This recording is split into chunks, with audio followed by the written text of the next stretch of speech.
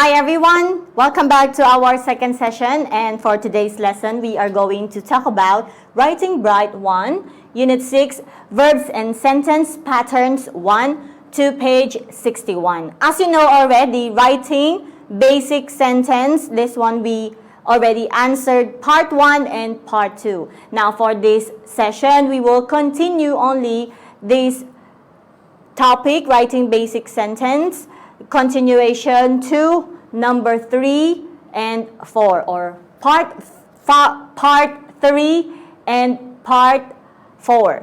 Open your book, everyone, to page 61. Yes, for part 3, complete the sentences using the words in the box. So these are the words for number 1, part 3, number 2, and number 3.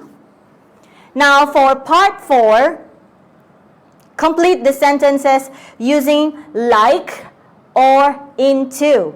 Put cross if no preposition is needed. So as the same as in part 3, you just put cross if no word is needed. Alright everyone, so let's continue answering part 3 and part 4.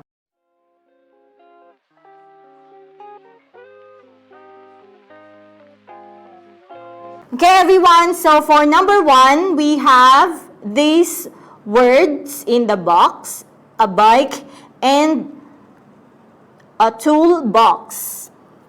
Now, two more words, no need to put it inside the sentence. Now, listen carefully everyone, because I'm giving you the direct answer from our lesson for today. Okay, so let's start. Number 1, Alex wanted to ride a bike, but his new bike was broken. He cried a lot. His father brought a toolbox and fixed the bike quickly. Now, Alex is laughing again. So everyone, if you hear the correct answers, everyone, you can write down the answer into your textbook or your notebook. But here's the quick recap of our answers. This is for number 1. Now, moving on to our number 2. Very mysterious, a heavy box, and the police. These are the words that you're going to fill in for the sentences for number 2. Now, let's continue. Jim was walking along the river. He found a heavy box near the river. He looked very mysterious. He called the police and they took the box.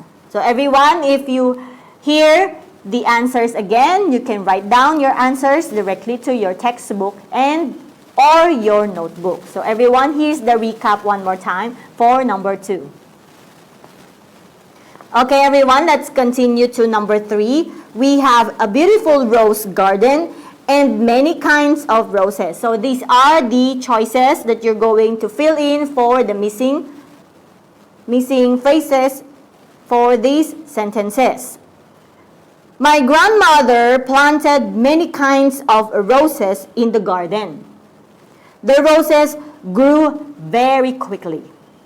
Our garden turned into a beautiful rose garden. So everyone, here's the recap one more time for number 3.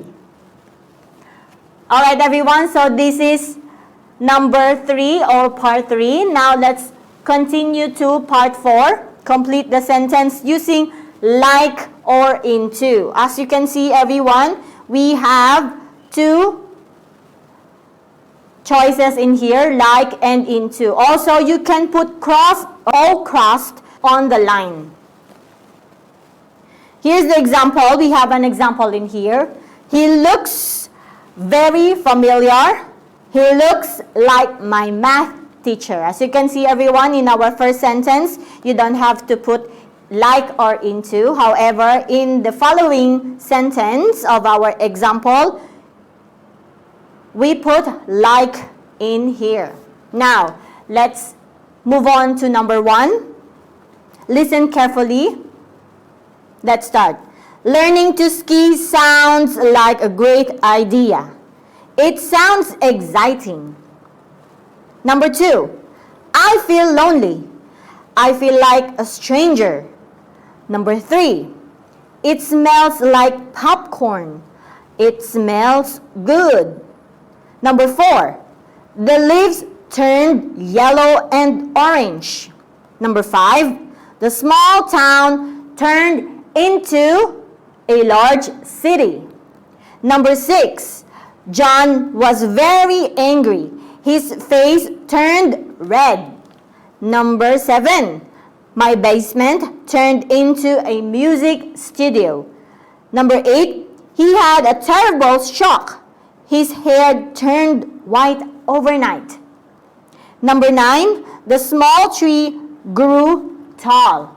And number 10. The tadpole grew into a frog. Did you get it, everyone? Okay, here's the recap of the answers from number 1 to number 10. You can check your answers, everyone, if you want, and correct it also, or correct it as well. So everyone, this is the end of our second session, Writing Bright 1, and goodbye.